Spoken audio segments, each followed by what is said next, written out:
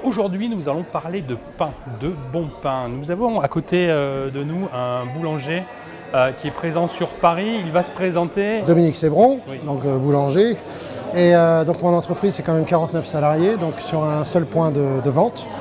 Et on fournit déjà beaucoup de monde sur Paris, mais on fournit beaucoup aux consommateurs en vente à apporter. Et donc on est une boulangerie complètement artisanale, on fabrique tout de A à Z.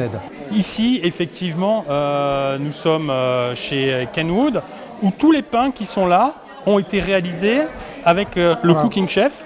Vous l'avez testé, qu'est-ce que vous en pensez? Alors déjà l'histoire pour Kenwood, donc c'est l'Académie du goût qui m'a proposé de regarder le batteur, qu'est-ce que je pouvais en penser en tant que professionnel de la boulangerie.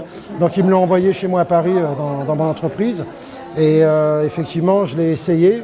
Et surtout ce que j'ai trouvé très intéressant, c'est qu'ils ont bien repris la forme du bras pétrisseur qui reprend vraiment la forme d'un bras d'un pétrin professionnel comme j'ai chez moi, des pétrins spirales. Donc j'ai fait des essais pour faire du pain au levain et je suis parti en me disant que je vais prendre exactement les mêmes paramètres que mon pétrin à moi pour ne pas être faussé. J'ai pris exactement les mêmes paramètres, les temps de pétrissage, les températures, etc. Sauf que votre pétrin à vous, il est quand même beaucoup Ah plus oui, gros. non, mais moi je pétris 160 kg de pâte à la fois, donc vous voyez la différence. Et donc en prenant les mêmes paramètres, j'ai sorti vraiment des produits super. Mais vraiment, il pétrit très très bien. Donc par exemple, vous voyez les brioches que j'ai réalisées avec, c'est pile poil ma recette que je fais à Paris, à ma boutique. J'ai rien changé. Tout ce Mais qui ça est... a été cuit dans un four ménager. Voilà, Hein. justement. Alors donc j'en viens. Alors après, quand on a tout ce type de pain, que ce soit brioche, des petits pains aux olives, on peut faire des pains viennois, des pains aux 13 desserts comme ça se cuit parfaitement bien dans des fours ménagers. Voilà. Parfait, très bien. On a parlé du pétrissage. Qu'est-ce que c'est un bon pétrissage? Alors un bon pétrissage, quand on peut voir par exemple l'outil, comment il a été conçu, c'est que l'outil va attraper la pâte. Donc on va appeler ça, bon c'est très technique, mais pour vous expliquer, on va voir le début du pétrissage, ça s'appelle le phrasage.